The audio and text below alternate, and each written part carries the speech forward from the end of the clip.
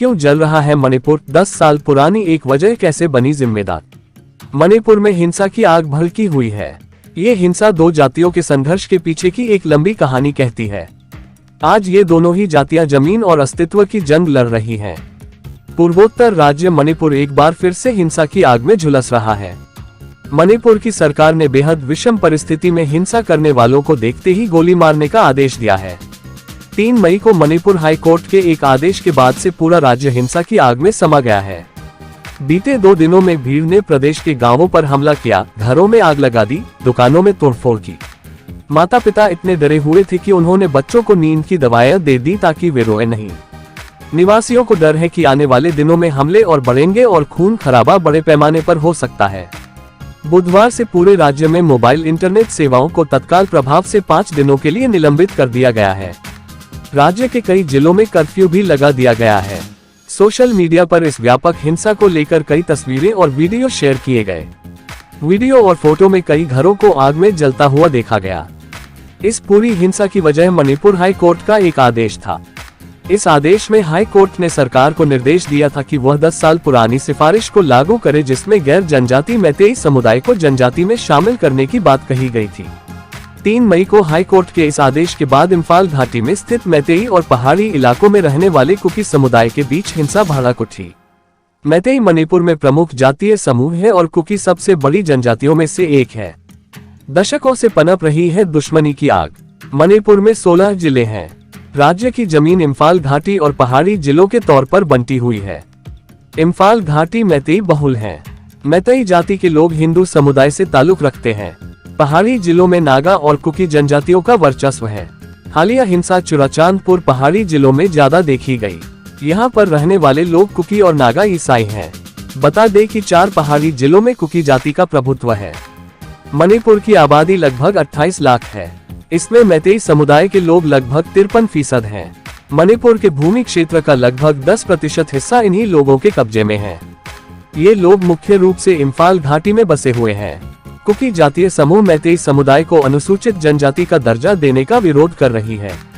Cookie जातीय समूह में कई जनजातियां शामिल हैं। मणिपुर में मुख्य रूप से पहाड़ियों में रहने वाली विभिन्न कुकी जनजातियां वर्तमान में राज्य की कुल आबादी का 30% हैं। कुकी जनजाति मैतेई समुदाय को आरक्षण देने का विरोध करती आई है। इन जनजातियों का कहना है कि अगर मैतेई समुदाय को आरक्षण मिल जाता है तो वे सरकारी नौकरियों और शैक्षणिक संस्थानों में दाखिले से वंचित हो जाएंगे। कुकी जनजातियों का ऐसा मानना है कि आरक्षण मिलते ही मैतेई लोग अधिकांश आरक्षण को हथिया लेंगे। बता दें कि अनुसूचित जनजाति मांग समिति मणिपुर बीते 10 सालों से राज्य सरकार से आरक्षण की मांग कर रहा है। किसी भी सरकार ने इस मांग को लेकर अब तक कोई भी फैसला नहीं सुनाया। आखिरकार मैतेई जनजाति कमेटी ने कोर्ट का रुख किया। कोर्ट ने इस मांग को लेकर राज्य सरकार से केंद्र से सिफारिश करने की बात कही है। इस सिफारिश के बाद all tribal students union Manipur ने विरोध जताना शुरू कर दिया। मैतेई समुदाय का क्या तर्क है?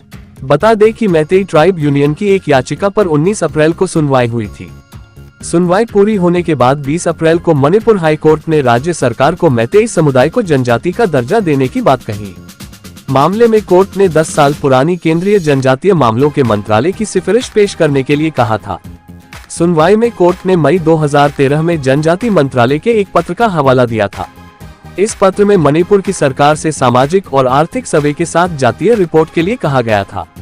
बता दें कि schedule tribe demand committee of Manipur यानी STDCM 2012 से ही मैतेई समुदाय को जनजाति का दर्जा देने की मांग करता आया है।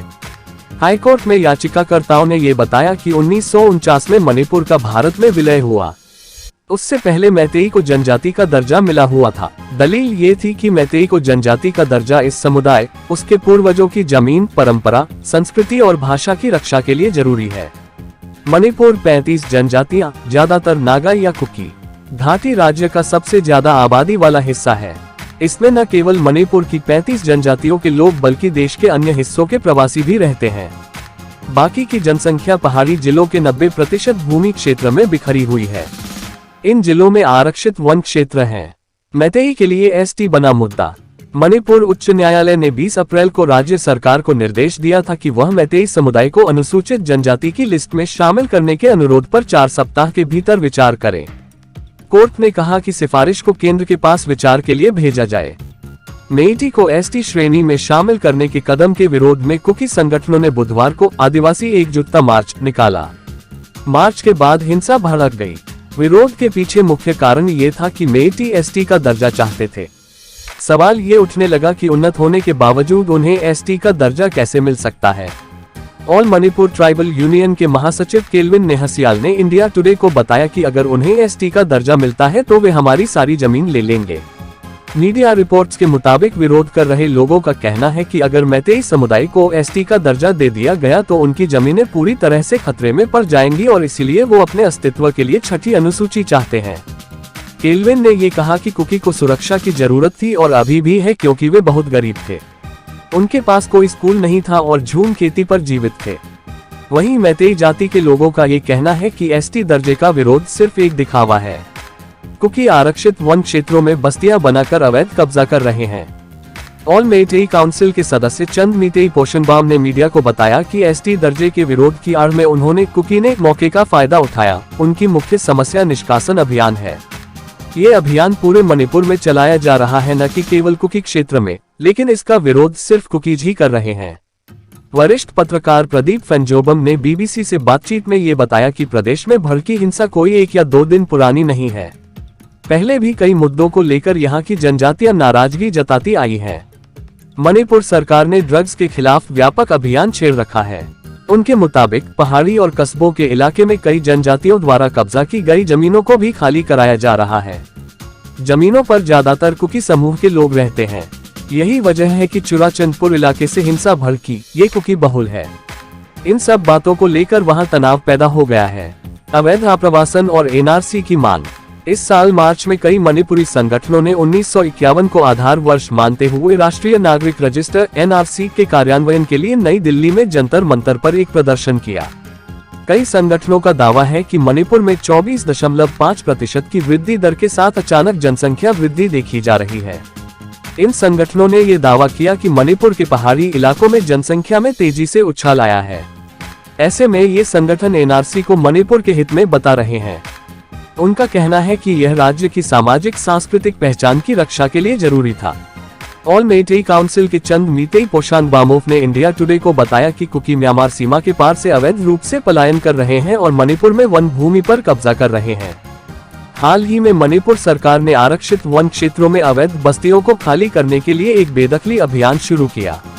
यह अभियान सभी क्षेत्रों में था जिसमें मैतेई और मुस्लिम लोग रहते थे, लेकिन केवल कुकी ही विरोध कर रहे हैं। चंद मीतेई के मुताबिक म्यांमार की सीमा से लगे क्षेत्रों में पिछले 2 दशकों में अचानक जनसंख्या वृद्धि के कारण मेइटी एनआरसी की मांग कर रहे हैं। म्यांमार के अवैध अप्रवासी 1970 के दशक से मणिपुर में बस रहे हैं, लेकिन आंदोलन अब तेज हो गया है।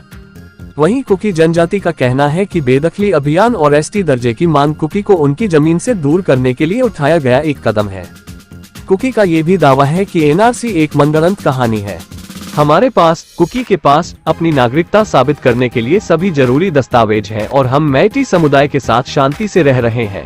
मैटी अब हमारी जमीन हड़पना चाहते हैं।